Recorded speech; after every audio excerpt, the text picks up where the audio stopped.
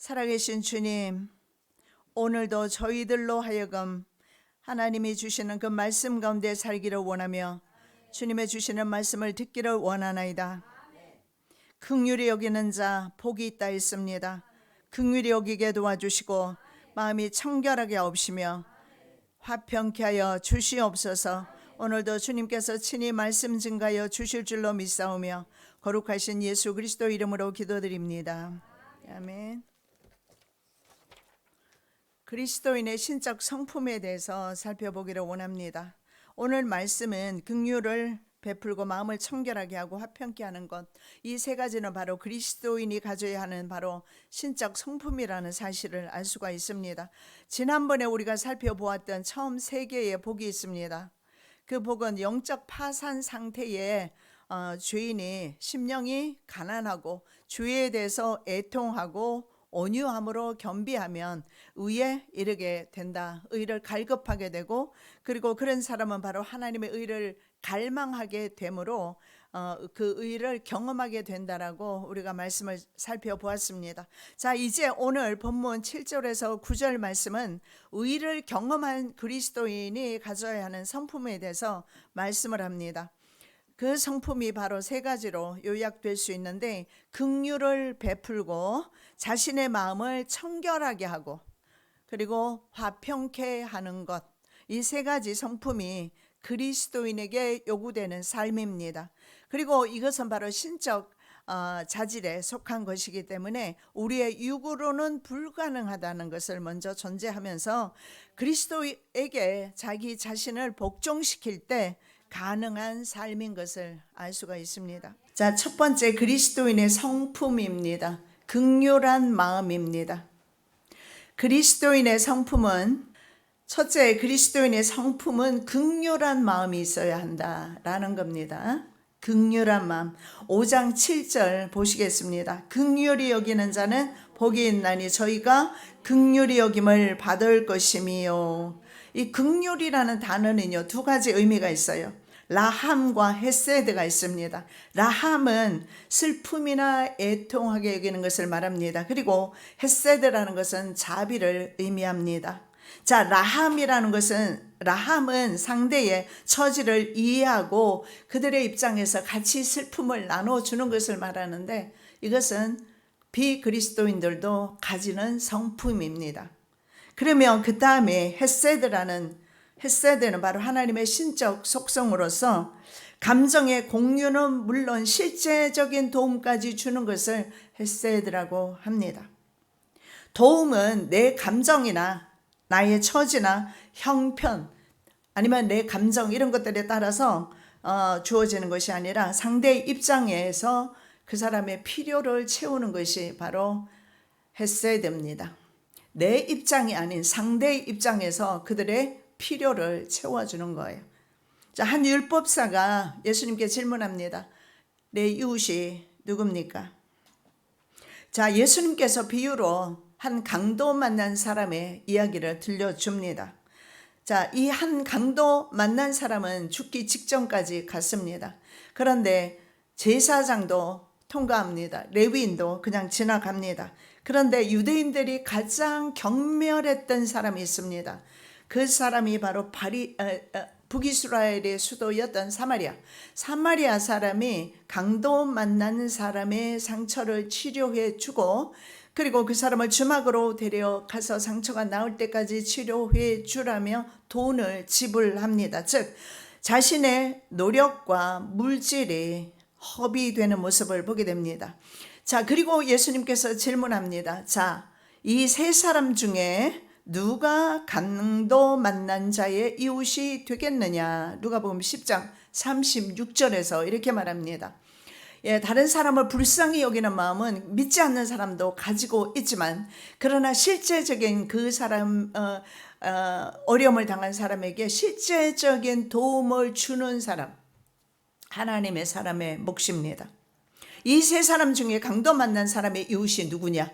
나의 기준에서 이웃을 예수님이 말씀하신 것이 아니라 강도 만난 사람의 이웃이 누구냐? 자, 율법사는 나의 이웃이 누굽니까? 이렇게 질문했죠. 예수님은 강도 만난 사람의 이웃이 누구냐? 이렇게 다시 질문합니다. 자, 그렇다면 긍휼력이라는 마음은 바로 그 어려움을 당한 사람의 입장에서 그들과 함께 애통히 여기며 슬픔을 나누며 실제적인 도움까지 주는 것을 말하는 겁니다. 자, 제사장은 왜 그냥 지나갔을까요? 뭐 추측하건대 제사장은 정결법에 의해서 자신을 더럽히면 안 됩니다. 그래서 율법을 지키는 것이 더 중요했죠. 레위기 21장 1절에서 3절에 자신을 뭐 시신이라든가 가까이에서 자신을 더럽히면 안 돼요. 혹은 자신의 목숨이 더 소중했을 수도 있습니다. 종교적인 특권층의 레위인도 마찬가지입니다. 가보기는 하지만 어떤 도움도 주지 않습니다.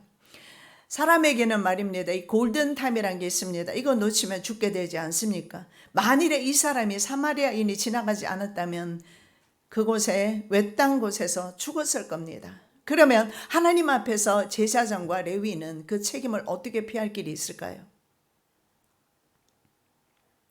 사마리아 사람은 정말 사람 취급도 받지 못했습니다. 그런 계층의 사람이었어요. 유대인들이 봤을 때는 아수르와 아수르 혼인 정책에 의해서 국제결혼한 사람들입니다. 그래서 혼합되었기 때문에 그들은 괴로 취급을 했어요. 그래서 예수님께서 수르본에게 여인에게 유대인들의 사상을 반영해서 말하는 거예요. 내가 내 자녀의 떡을 취해서 개들에게 주는 것이 마땅치 않다. 이방인들과 사마리아 사람은 유대인들이 개 취급했지만 그러나 실제적인 긍휼력에 있는 마음을 가진 사람은 사마리아 사람이다. 여러분 한 주간을 바쁘게 지내셨습니다. 얼마나 우리가 이웃도 좀 눈여겨보면서 살아왔는지 한번 좀 되돌아보는 시간이 아닐까 생각합니다. 그저 내일에만 바빠서 살지는 않았는지 아니면 다른 사람의 그 애통함이나 억울함이나 그 고통 가운데 조금이라도 내 마음과 내 손길이 갔는지 한번 돌아보시는 시간 되시면 좋겠습니다. 죽어가는 사람의 입장보다는 자신의 안위가 더 중요한 것입니다. 이 두 사람은 바로 유대교 지도자들입니다.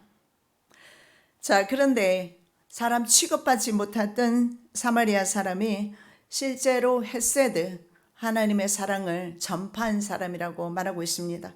유대주의 혹은 장로교회 혹은 장로 등의 직책이나 사상이나 분파 이런 것은 전혀 중요하지 않습니다. 성경에는 그런 것들 중요하다고 말하는 곳이 한 곳도 없습니다. 누가 그리스도의 사랑을 실천할 것인가? 이것이 저와 여러분들에게 요구되는 사항입니다. 부모에게 사랑받고 자란 자녀를 보면 다른 사람에게 사랑을 줄 줄 압니다. 사랑받지 못한 사람은 경험이 없어서 줄 수 없습니다. 하나님께 헤세드 받은 사람은 역시 다른 사람에게 헤세드를 줄 수 있습니다. 하나님의 사랑 받는 것이 더 먼저라는 사실을 알 수가 있습니다. 자, 하나님의 의를 맛본 사람은 다른 사람들에게 역시 긍휼을 베풀고 마음이 청결하며 화평을 이룰 수가 있습니다. 자, 신적인 자질에 속한 이런 성품들은 우리 의를 그리스도에게 복종시킬 때 가능한 일이다. 그렇지 않으면 우리의 인간적인 육적인 속성들은 어떻습니까? 자신의 소욕과 욕심을 따라서 사는 것이 이것이 어떻게 보면 본능이죠. 본능을 따라 대부분은 그렇게 살아갈 것입니다.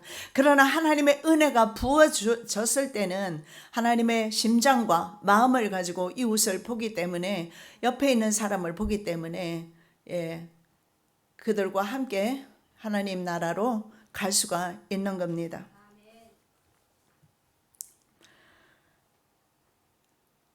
자, 이런 사람은 삶의 여정에서 이웃을 돌아보는 사람 말입니다. 이런 여유를 가진 사람, 삶의 여정에서 다른 사람을 들볶지 않고 그리고 자기 자신도 마음의 여유를 가지면서 살아갈 수가 있을 겁니다. 자, 긍휼 자체가 은총은 아닙니다. 그러나 중요한 것이 있습니다. 긍휼과 은총은 모두 값없이 주어진다는 것입니다. 그래서 긍휼과 은총은 거의 같은 의미로 사용되고 있습니다. 자, 성경이 말하는 긍휼의 영적인 의미는 사람이 좀 이렇게 관대하다, 아니면 뭐 인자하다 이런 것만을 의미하지는 않습니다. 관대와 인자함을 넘어서 사랑받을 자격이 없는 사람에게 거저 주어지는 것이 은혜입니다. 혹시 우리가 사랑을 줄 때, 이웃을 도울 때 이해 관계 속에서만 돕지 않는지 생각 좀 해보셔야 합니다. 나와 이해 관계가 있어요. 뭐 자매니까, 형제니까, 아니면 뭐 내 아는 사람이니까. 그래서 내가 그 사람은 내가 챙겨요. 안 믿는 사람 다 하는 겁니다. 예수 믿는 사람은 이렇게 말합니다. 은혜 받을 자격 없는 사람, 나에게 은총 받을 자격 없는 사람, 그런 사람에게 내가 은혜를 베푸는 것이 바로 하나님의 사랑이라는 겁니다. 왜냐하면 내가 바로 그렇게 은혜 받을 자격이 없고 은총 받을 자격이 없지만 하나님께 그 사랑, 그 은혜를 받았기 때문에 그렇습니다. 자, 왕의 초청이 없는 상태에서 에스더가 어전 출입을 했습니다. 이것은 페르시아 법에서는 불법입니다. 누구든지 어전에 들어올 때는 초청이 있어야 합니다. 그런데 왕은 금호를 에스더에게 내밉니다. 이것이 바로 은혜라는 겁니다. 아무 조건 없이 주어지는 것이 은혜입니다. 자, 말라기 시대 사람들은 폐허 상태에 있는 조국과 자신의 환경을 바라보면서 하나님께서 어떻게 사랑하시느냐, 혹시 그런 질문해 보셨습니까? 내 환경이 이 모양인데 하나님은 어디 계시느냐고, 하나님이 정말 나를 사랑하시느냐고, 그렇게 질문해 보셨습니까? 그런데 하나님의 답은 딱 간단 명료합니다. 유기되지 않고 선택받은 것이 하나님의 사랑이다. 내가 야곱을 사랑하였고 에서는 미워하였으며 그의 산들은 황무케하였고, 여기에 바로 사랑, 선택입니다. 미워했다, 유기입니다. 버려진 사람, 유기된 사람이에요. 하나님께서 나를 버리지 않고 선택하신 것이 바로 하나님의 사랑입니다. 그런데 우리는 하나님의 사랑을 환경 가운데서 오는 축복 가지고 하나님이 사랑한다 안 한다로 규정하려고 합니다. 그 생각 자체가 잘못된 것임을 알 수가 있습니다. 왜냐하면 예수 그리스도의 십자가는 긍휼의 최고의 표현입니다. 그보다 더 큰 긍휼이 어디 있겠습니까? 하나님께서 세상을 이처럼 사랑하신다고 말씀하십니다. 하나님께서 세상을 이처럼 사랑하신다고 말씀하십니다. 하나님의 세상을 이처럼 사랑하사 독생자를 주셨으니, 이처럼 사랑하신다고만 말씀하시고 그 다음 두 문장으로 되어 있습니다. 독생자를 주셨으니, 이 문장이 빠진다면 여러분 어떻게 했습니까? 하나님의 사랑을 의심해 봐야 되지 않겠습니까? 입으로, 사랑이라는 것은 입으로만 하는 것이 아니라 실제적인 움직임이 있습니다. 희생이 있어요. 여러분의 자녀를 키울 때 어떻게 키우셨습니까? 온갖 희생, 고생 다 했습니다. 나는 아들을 낳았는데 키울 것도 없어요. 울지도 않고 귀찮게도 하지 않고, 그래서 너무 순하고 말을 잘 듣고, 야, 자식 키울만 하니. 딸을 낳았더니 이건 정반대예요. 진짜 쉽지 않더라고. 아프다고 맨날 울지요. 그래서 한번 너무 잠을 못 자고 하니까 화가 나서 이불에 던진 적은 있어요. 바닥에 던지면 죽을 것 같고 이불에 한번 던진 적이 있어요. 그래도 나는 끝까지 사랑을 포기하지 않았고 내 딸은 지금 살아 생존하고 있어요. 내 사랑 때문에. 예, 사랑은 그런 것입니다. 희생을 하는 것이며 행동을 하는 것이며 인내를 하는 것입니다. 바로 예수님께서 독생자를 주셨으니, 이 단어가 빠졌다면 참으로 우리는 억울하고 그리고 슬픈 인생을 살아야 했을 겁니다. 그런데 여기에 독생자를 주셨으니 했어야 됩니다. 하나님의 사랑은 이렇게 표현했습니다. 독생자 아들, 하나밖에 없는 아들을 은혜 받을 자격 없는 나를 위해서, 그리고 여러분을 위해서 세상의 죽으로 가도록 허락하셨어요. 예수님께서 어찌하여 나를 버리시나이까? 그렇게 탄식할 정도로 하나님은 철저하게 그 순간에는 예수님을 버리셨어요. 바로 이것이 하나님의 긍휼입니다. 그러면 나는 그 긍휼을 받기 위해서 무슨 노력을 하셨습니까? 아무 노력도 하지 않고 저와 여러분은 지금 이 자리에 계시는 거예요. 이것은 놀라운 하나님의 은혜입니다. 말로 다 할 수 없는 은혜입니다. 정말 천국 가봐야 이 은혜가 크구나 아시겠습니까? 우리는 믿음으로 천국을 바라보고 있고 믿음으로 하나님을 믿고 있습니다. 그래서 보지 않고 믿는 믿음이 크다라고 말씀하고 보지 않고 믿을 수 있구나 하는 것도 알 수가 있어요. 우리의 삶의 환경으로 인해서 가슴 아파하지 마시고 하나님의 긍휼을 입지 못하고 은혜를 입지 못하고 그 사랑을 내가 깊이 깨닫지 못함을 가슴 아파해야 할 겁니다. 왜냐하면 그 사랑 그 은혜를 받으면 그 힘 가지고 내가 세상을 이길 수 있으니까 하나님의 사랑이 먼저입니다. 이것이 바로 하나님의 사랑은 십자가 위에서 완성된 겁니다. 십자가 안에서만 죄인을 향한 하나님의 긍휼을 맛볼 수가 있습니다.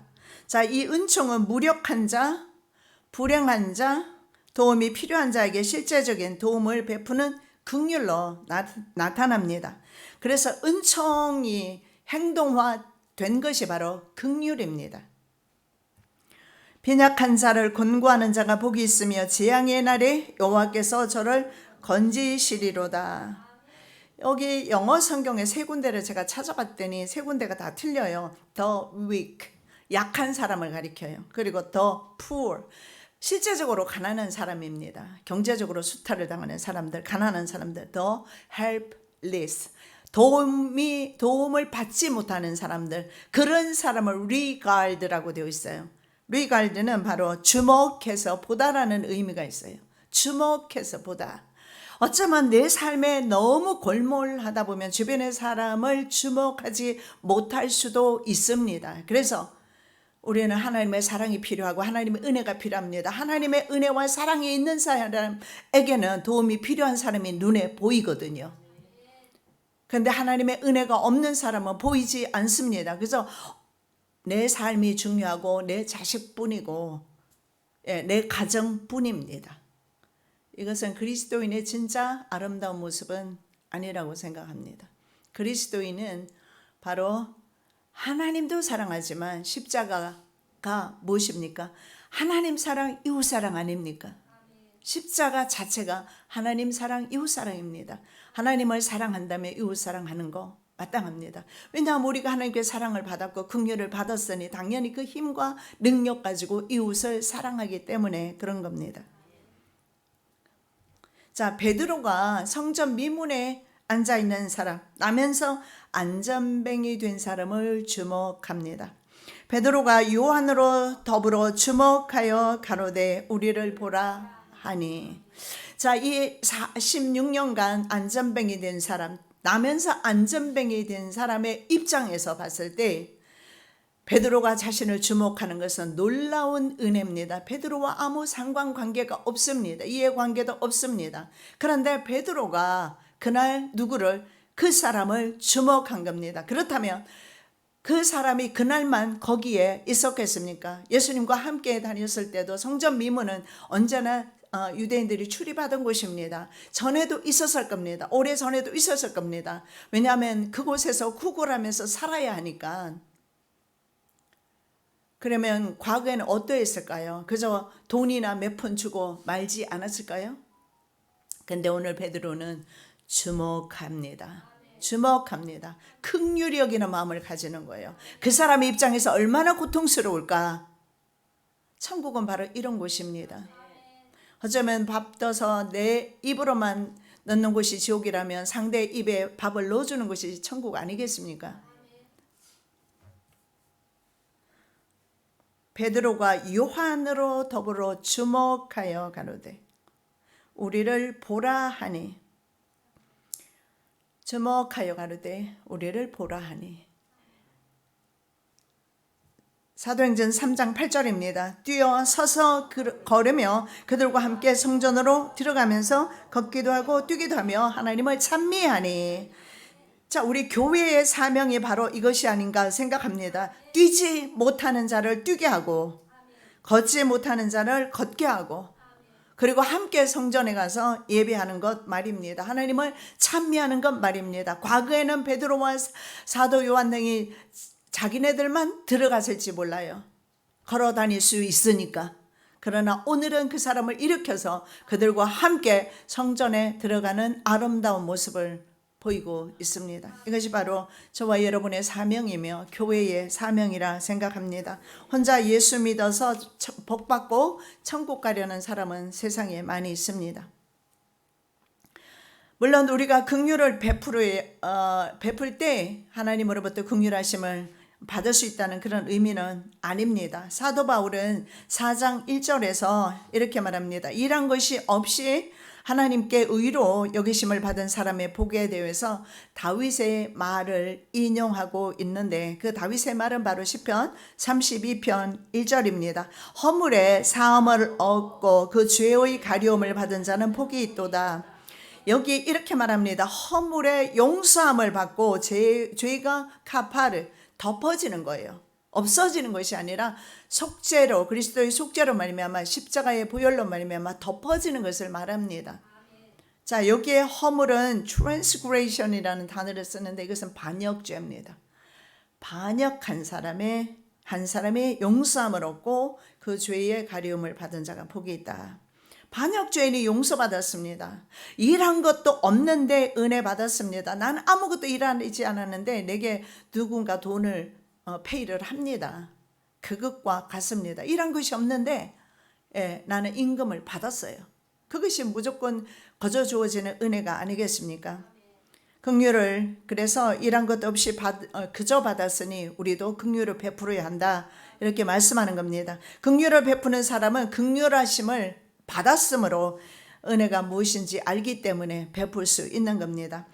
자, 셰익스피어의 그 베니스의 상인의 내용 중에 하나입니다. 긍휼의 특징은 강요하지 않는다. 긍휼은 부슬비처럼 하늘에서 내려온다. 저 아래 땅 위로 긍휼은 이중적인 복을 내린다. 긍휼은 베푸는 자를 축복할 뿐 아니라 받는 자를 또한 축복한다. 예, 줄 수 있는 사람이 사실은 더 복이 있습니다. 긍휼은 가장 강력한 힘을 가지고 있다. 그것은 왕이 쓰는 왕관이 아니라 왕좌에 앉을 왕 그 자체이다. 긍휼이 그렇게 중요하다라고 셰익스피어는 그렇게 표현하고 있습니다. 자, 은혜를 베풀 사람은 대상은 모든 사람입니다. 모든 사람. 그래서 내가 정하는 것이 아니라 대상은 모든 사람이기 때문에 누가 될지 몰라요. 그 사람의 입장에서 우리는 긍휼을 베풀어야 된다는 것입니다. 10,000달란트 빚진 사람이 있는데 이 10,000달란트 하면 그냥 10,000달란트인가 보다 생각하겠지만 10,000달란트는 저와 여러분이 평생 벌어서 갚아도 갚지 못하는 액수입니다. 그런데 이 빚을 탕감을 받았어요. 이제 더 이상 안 갚아도 돼. 그 은혜가 얼마나 크겠습니까? 너무너무 감사하죠. 어떻게 주인이 나한테 채주가 채권자가 나한테 이렇게 할 수 있지? 정말 채권자 너무너무 감사하다. 그리고 이제 집으로 돌아오는데 자기에게 100데나리온 한 달 일꾼의 품삯입니다. 100데나리온 빚진 사람이 있는데 어떻게 합니까? 갚으라고 하니까 그 사람은 100데나리온 갚을 능력이 없어요. 자기도 마찬가지였고 그래서 갚지를 못하니까 감옥에 넣어버립니다. 이걸 다른 사람이 보고서 어떻게 합니까? 원래 채권자였던 그 사람에게 말합니다. 다시 부르지요. 너 다 갚아라. 만일에 우리가 긍휼을 베풀지 못하면 이와 같이 악한 사람이 된다. 라는 것을 예수님이 말씀합니다. 그래서 제자들이 묻습니다. 한 사람에게 우리는 몇 번을 용서해야 될까요? 이 용서하는 사람만이 이 긍휼을 경험할 수 있거든요. 그런데 내가 용서하는 것이 내 마음대로 정해지는 것이 아니라 해야 되는 사람이 있다면 무조건 해야 된다는 사실을 알 수가 있는데 예수님이 70번에 7번을 말해요. 그럼 70 곱하기 7 해보십시오. 몇 번입니까? 아무도 답을 안 하시네. 수학을 못 하셨나? 그 정도는 기본인데 초등학생도 아는데 70 곱하기 7은 몇 번이에요? 490번이에요. 77에 49, 490번. 여러분, 한 사람에게 490번 용서하려면은 평생을 살면서 용서해야 돼요. 예수님은 그렇게 말씀하세요. 예수님의 그것이 십자가가 그래요. 예수님이 날 위해 지신 십자가는 490번 나를 용서하는 겁니다. 그래서 나도 다른 사람에게 그렇게 용서를 해야 되고 다른 사람의 짐을 내가 함께 져야 된다는 사실을 말합니다. 자, 유대인들은 말입니다. 의에 관해서는 굉장히 관심이 많았어요. 의인 되는 거. 왜냐하면 의로운 사람이 천국 간다라고 성경은 말씀하고 있지 않습니까? 왜냐하면 아브라함이 창세기 15장 6절에 네 자손이 이와 같이 많게 될 것이다. 아브라함이 믿으니 하나님께서 그것을 의로 여기셨다. 이렇게 말씀을 해요. 그래서 이 의라는 것은 구원이랑 같은 단어라고 그랬습니다. 이스라엘 백성들은 구원에 대해서 굉장히 관심이 많아요. 그러면 하나님 나라에 대해서 관심이 많다는 것이고 하나님에 대한 관심이 많다는 건데 이웃에 대한 관심은 없어요. 이건 반쪽짜리 신앙이다. 하나님의 사람은 하나님에 대한 사랑을 어떻게 표현합니까? 이웃 사람에게 표현하게 되어 있어요. 자, 율법 저문을 지키면서 의롭게 인정받기 위해서 그들은 했던 일이 있습니다. 매주 금식합니다. 그리고 심지어는 최소의 11조까지 하나님께 드렸어요. 그런데 다른 사람을 긍휼히 여기는 마음은 없어요. 다른 사람에게 은혜는 베풀지 않아요. 다른 사람은 그냥 사마리아 사람이나 이런 사람들 이방인들을 개 취급을 할 뿐이지 그들은 긍휼히 여기는 마음이 없었다. 그래서 예수님께서 마태복음 23장 23절에서 그들에게 책망하십니다. 이웃에 대해서 의와 인과 신을 버렸다 이렇게 말합니다. 의는 방금 말씀드렸고요. 구원을 이렇게 되면 놓치는 겁니다. 소유에 대한 하나님의 주권을 인정하는 것입니다. 11조의 근본 취지가 말입니다. 하나님의 주권을 인정하는 거예요. 그들이 11조를 철저하게 내지 않습니까? 채소의 11조까지 먹는 채소의 11조까지 구별해서 낼 정도면 굉장히 11조의 열성입니다. 그런데 11조라는 것이 11조를 왜 내느냐 하면 11조를 내는 이유가 물질조차도 하나님의 주권을 인정하는 겁니다. 그래서 10분의 1을 주님께 드리는 거예요. 자, 그리고 이 11조는 이웃사랑, 구제하는 겁니다. 그리고 성전 운영을 위해서 사용하는 것입니다. 그런데 이런 11조를 내면서 실제적으로 이웃사랑에 대한 이는 없다 이렇게 말해요. 이는 바로 헤세드입니다. 자비입니다. 이웃에 대한 자비는 없어요. 자기가 11조를 해서 구제는 해도 실제적으로 이웃을 사랑하는 마음은 없는 것입니다. 바로 이는 사람이 사람에게 베푸는 것을 인이라고 합니다. 신은 하나님께 대한 것이겠죠. 당연히 믿음을 의미합니다. 그렇다면 하나님에 대한 믿음과 이웃에 대한 믿음을 버린 것이라고 예수님께서 책망하고 있습니다. 좀 전에도 말씀드렸지만 하나님의 은혜를 맛본 사람이 다른 사람을 은혜로 대합니다. 너희가 사람의 과실을 용서하면 너희 천부께서도 너희 과실을 용서하시려니와 너희가 사람의 과실을 용서하지 않으면 너희 아버지께서도 너희 과실을 용서하지 아니하시리라. 긍휼을 행하지 아니하는 자에게는 긍휼 없는 심판이 있으리라. 긍휼은 심판을 이기고 자랑하느니라. 긍휼이 이렇게 중요합니다. 긍휼 없는 사람은 심판을 받게 될 것이다. 하나님께서 우리에게 긍휼을 베푸셨고 우리 또한 긍휼을 베풀어야 될 사명이 있는 겁니다. 자, 두 번째, 그리스도인은 마음을 청결하게 하라고 말씀하고 있습니다. 마음이 청결한 자는 복이 있나니 저희가 하나님을 볼 것이요 하나님이 보고 싶다면 마음을 깨끗하게 하라고 말씀하고 있습니다. 인간의 정신과 의지와 정서를 내포하는 것이 바로 인간의 마음입니다. 근본적으로 인간의 마음은 불결하다고 성경에서 말씀하고 있습니다. 이 인간의 마음은 근본적으로 더럽다라고 먼저 전제하고 우리가 우리 마음을 보겠습니다. 만물보다 거짓되고 심히 부패한 것은 마음이라 누가 능히 이를 알리오마는 우리의 마음이 부패되었다, 썩었다라고 말씀하고 있습니다. 마태복음 15장 19절에 마음에서 나오는 것은 악한 생각, 살인, 간음, 도적질, 거짓 증거, 회방이다 이렇게 말합니다. 자, 로마서 1장 21절입니다. 하나님을 알되 하나님으로 영화롭게도 아니하며 감사치도 아니하고 오히려 그 생각이 허망하여지며 미련한 마음이 어두워졌나니. 예, 마음이 더러운 사람 하나님을 알 수가 없습니다. 하나님께 감사도 나오지 않고 하나님께 영광도 돌리지 않고 생각 자체가 허망하다라는 겁니다. 그래서 시편 51편 10절에 다윗의 고백입니다. 하나님이여 내 속에 정한 마음을 창조하시고 내 안에 정직한 영을 새롭게 하소서. 정한 마음은 pure heart입니다. 깨끗한 마음이에요. 그리고 정직한, 이것은 정직한으로 해석했지만 실제로는 확고부동한, 부동의 이런 원어적인 의미가 있어요.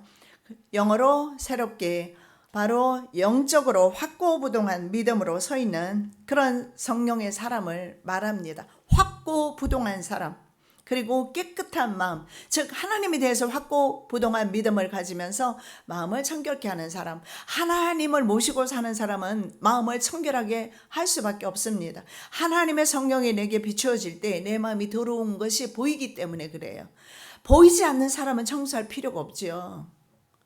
제가 늘 자주 말씀드리지만 눈이 밝을 때 저 굉장히 청소 열심히 했는데 눈이 어두워지면서 청소를 안 하게 됩니다. 뭐 게을러지기도 했겠지만 안 보이니까, 일단 안 보이니까, 거미줄도 일단 안 보이니까. 보이면 거미줄은 그래도 닦아내야 되지 않겠어요? 근데 가까이 가서 들여다보면 보이기는 하는데 뭐하러 그런 수고하겠습니까? 내 눈이 안 보이면 편하고 좋은데. 성령의 은혜가 아니면 내 안에, 내 내면이 이렇게 부패하고 더러운지 알 수가 없어요. 여러분, 이 시간에 다른 거는 몰라도 내가 참 더럽구나, 이거 하나만 오늘 깨닫고 가셔도 오늘 오신 것이 유익입니다. 내가 진짜 더럽구나, 내 마음이 더럽구나, 나는 원래 부패하구나. 그렇다면 어떻게 해야 될까요? 씻어야죠. 어떻게 씻어야 될까요? 꺼내서 씻어요? 아니면 그냥 뭐 옥시 같은 거 마셔요? 그럴 수는 없잖아요.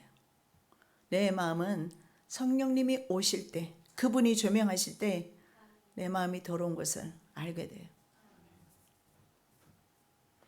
믿는 순간 법적으로 어렵게 됩니다. 우리는 성령님의 부르심에 순응하고 말씀에 순종하는 삶을 살게 되면 마음이 청결하게 됩니다. 예, 그렇습니다. 스스로 마음을 청결하게 할 수 없습니다. 우리 외모는 얼마든지 샤워할 수 있고 뭐 세수할 수 있고 할 수 있어요. 그러나 내면은 여러분 인정합시다. 나는 절대 할 수 없다. 나는 절대 정결케 할 수 없고 깨끗하게 할 수 없고, 그리고 또 하나는 나는 원래 더럽다. 그러면 나는 전적으로 주님의 도우심이 필요합니다. 주님이 나를 돕지 않으시면 나는 절대로 깨끗할 수 없습니다. 나는 깨끗하게 되기를 원합니다. 예, 그래서 여러분이 한 주간 사시면서 세수할 때마다 이 말을 또 꼭 기억하시면 좋겠어요. 하나님, 나 지금 세수하는데 내 마음도 세수해 주세요. 하나님, 나 지금 샤워하는데 내 속도 하나님이 샤워시켜 주세요. 나는 못합니다. 이렇게 여러분이 인정하시면서, 그리고 여러분이 무슨 문제를 만날 때마다 항상 기도할 때, 하나님, 이건 내 문제가 아닙니다. 나는 이건 할 수 없어요. 하나님이 하셔야 합니다. 이렇게 인정하는 산말입니다. 하나님께서 크게 기뻐하십니다. 너 이것도 못하느냐? 우리는 자식들 키울 때 이런 말 많이 했어요. 나도 지금 생각하면 후회되는 것들이 참 많아요. 길을 좀 너무 이렇게 꺾어두지 않았을까, 엄하게 키워서. 그런 생각도 들어요. 근데 우리 하나님은 절대 우리 길을 꺾지 않으시고 하나님 앞에 일단 순종하는 자세로 들어오고 하나님 도와주라고 하나님 앞에 무릎을 꿇기만 하면 하나님은 언제든지 준비되어 계세요. 도와줄 준비가 되어 계십니다.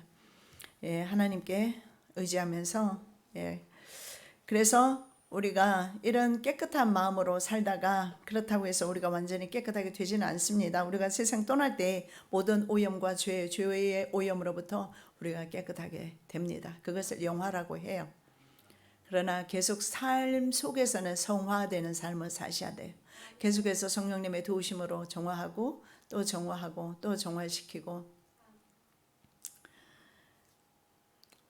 우리 동생 동생이, 이건 나중에 삭제해 주세요. 예, 동생 중에 한 명이 그 대구에서 대학을 다니다가 너무 혼자 외롭고 힘들었나 봐요. 그래서 교회를 찾아갔는데 하필이면 박옥수 침례교 2단입니다. 근데 제가 지난주에 내려가기로 해서 동생이 오기로 했거든요. 근데 내가 안 내려가 버렸잖아요. 그러니까 나는 못 가고, 난 항상 어머니 그 동생이 오면 내가 있어요. 일부러 있어요. 이유가 있어요. 근데 이번에 못 내려갔잖아요. 근데 어머니를 붙들고 아주 그냥 귀에 인박이도록, 엄마는 이제 죄가 없다고. 왜냐하면 예수 믿었으니까 이제는 죄가 없다고. 그쪽에서는 그렇게 가르쳐요. 그 구원이잖아요. 한번 구원받았으면 영원한 구원이다, 이렇게 믿는 사람들이에요. 그래서 그들은 그렇게 물어요. 구원 받았느냐? 예, 구원 받았다. 그러면 언제 구원 받았느냐? 그러면 그 기억 없다. 그러면 구원 안 받았다 그래. 그러면 구원 받았다. 그러면은 구원 받았으면 넌 죄인이냐 의인이냐 물어요. 그러면 이때 대답이 굉장히 난감해요. 의인이라고 하기는 내가 의인이 아니야. 죄인이라고 하기는, 그러면은 죄인이라고 대답이 나오죠. 그럼 그쪽에서는 이렇게 물어요. 성경에 죄인이 어떻게 천국 가느냐고. 오늘 제가 말씀을 드린 거예요. 바로 우리가 계속 성화되는 삶은 필요합니다. 계속 성화돼야 돼요. 지금 우리가 의인 맞습니다. 하나님께서 천국 백성이라고 점을 찍어주신 것뿐이지 우리는 세상에서 죄를 짓고 살고 있습니다. 그래서 이 죄의 문제에 대해서는 적어도 계속해서 우리는 통해 자복하는 그런 삶을 살아가야 돼요. 이제는 전혀 죄인이 아니다, 이제는 죄가 없다라고 그렇게 선포할 수가 없는 부분입니다. 그리고 언제 그러면 완전히 죄가 없게 되느냐? 딱 세상 떠나면 돼요. 떠나면 그때부터 우리는 죄로부터 벗어나고 하나님 나라에 들어가기 위해서 영화롭게 변화되는 겁니다. 자, 그리스도인의 마지막 세 번째입니다. 그리스도인의 성품은 화평입니다. 화평.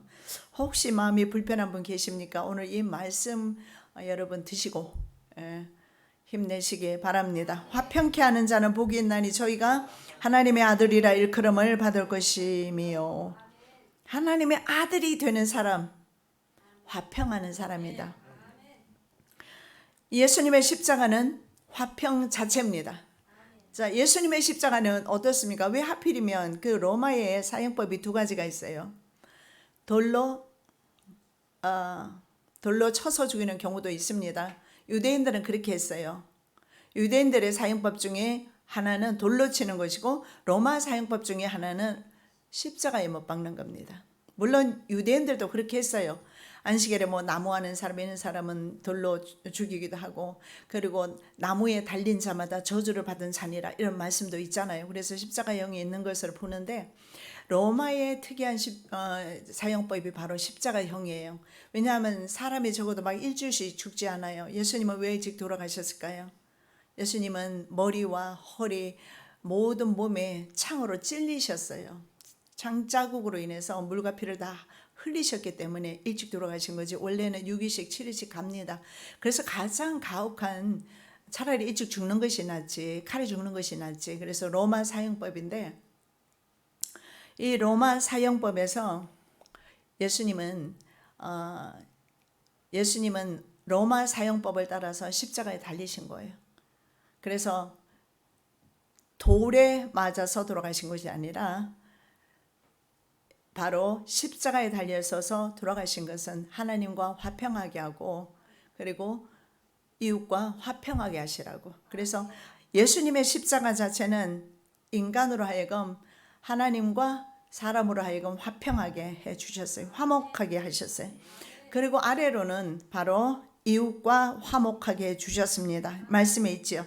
이제는 전에 멀리 있던 너희가 그리스도 예수 안에서 그리스도의 피로 가까워졌느니라. 또 십자가로 이 둘을 한 몸으로 하나님과 화목하게 하려 하심이라. 원수된 것을 십자가로 소멸하시고. 그래서 로마 사형법을 따라서 십자가에 돌아가신 겁니다. 이유는요, 우리에게 평강 주시기 위해서, 우리로 하여금 다른 사람에게 화평 전하게 하시기 위해서. 여기에 화평케 하는 자로 나와 있습니다. 이것은 화평을 만들어가는 자입니다. 가정의 화목, 다른 사람들과의 화목은 모두 예수 그리스도 안에서 믿는 자들을 통해서 가능하다는 사실을 볼 수가 있는데, 내 가정이 혹시 편치 않으십니까? 내가 화평을 만들어 가셔야 돼요. 예수님께서 이 땅 위에 오신 것은 바로 샬롬, 평안 주러 오셨다라고 누가복음 2장에서 말씀하고 있습니다. 기뻐하심을 입은 자들에게 평화로다. 평화 주러 오셨어요, 예수님께서. 그래서 예수님께서 이 땅 위에 평화를 주러 오셨다면 그 평화를 맛본 사람으로서 우리는 우리 가정에서, 내가 속한 지역 사회에서, 내가 걸어가는 모든 걸음 가운데서 평강을 만드는 사람이 되어야 할 것이다 라는 겁니다. 원래 이 화평이라는 단어는 샬롬인데 국가 간의 평화를 의미합니다. 그리고 개인의 안녕을 의미하기도 합니다. 그런데요, 이 성경에서 화평이 나오면, 샬롬이 나오면 이것은 인간이 하나님과의 관계가 회복될 때 오게 되는 평화를 말해요. 하나님과 나와의 관계가 회복이 되었을 때 이 화평이 옵니다. 관계 회복에서 화평이 온다. 자, 여기에서 진짜 그러면 평강은 하나님 안에서 온다라는 사실을 우리는 인정해야 합니다. 세상에서는 오지가 않습니다.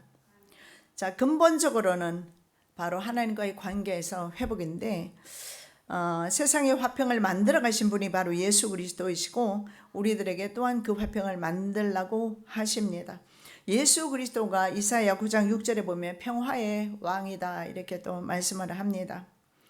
자, 브로더스라는 신학자는 이렇게 말해요. 세상에서 화평케 하는 일보다 하나님을 닮은 일은 없다 이렇게 말합니다. 그렇습니다. 화평한 사람 하나님의 아들입니다. 자, 예수님은 외식적인 바리새인과 서기관, 사두개인 등의 종교적 분파들의 사람들은 물론이지만 강대국 로마의 멍에를 무력으로 싸워서 말입니다. 전쟁을 통해서 벗어나려는 사람들이 있었어요. 열심당원이라고 합니다. 이 사람들은 바로 로마 정권에 한가한 사람들로서 오후 시간에 우리가 다음에 보겠지만 이들을 강도들이라고 말해요. 그래서 예수님의 좌우편에 강도가 있었잖아요.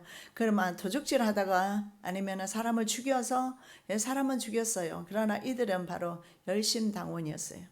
자신의 국가를 회복시키기 위해서 무력으로 싸웠던 사람들입니다. 열심당. 시카리라고 하는데 자객입니다. 당금 찬 사람이라는 의미가 있어요. 이렇게 무력으로 평화를 그들은 이루려 했습니다. 그리고 바리새인, 서기관 이런 사람들도 다 책망을 했고 이 사람들도 책망을 합니다. 그래서 예수님이 하시는 말씀은 무력으로 이스라엘 국가를 회복하는 것이 아니라는 것을 보여주신 것이 바로 십자가 지시고 돌아가신 겁니다. 자, 십자가, 이들은 무력으로 자기 나라를 회복하기 위해서 십자가 처형을 당합니다. 근데 예수님은 어떻게 합니까? 스스로 자발적으로 십자가를 지심으로 세상에 화평을 주셨습니다.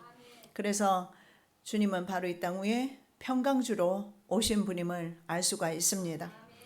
자, 말씀 요한복음 14장 27절입니다. 평안을 너희에게 끼치노니 곧 나의 평안을 너희에게 주노라. 내가 너희에게 주는 것은 세상이 주는 것 같이 아니하니라. 너희는 마음에 근심도 말고 두려워하지도 말라. 주님 주시는 평강의 삶을 한 주간 사시기를 예수님의 이름으로 부탁드립니다. 살아계신 아버지 하나님 참으로 감사합니다. 평안을 우리들에게 주신다는 약속을 하셨습니다. 한 주간 살아갈 때 평강의 삶을 살게 도와주시고 우리 가정이 평안하게 하여 주시옵시고 이 민족이 평안하게 하여 주시옵소서. 하나님의 나라가 이 가정과 이 민족 위에 임하게 하여 주시옵소서. 거룩하신 예수 그리스도 이름으로 기도드립니다. 아멘. 아멘.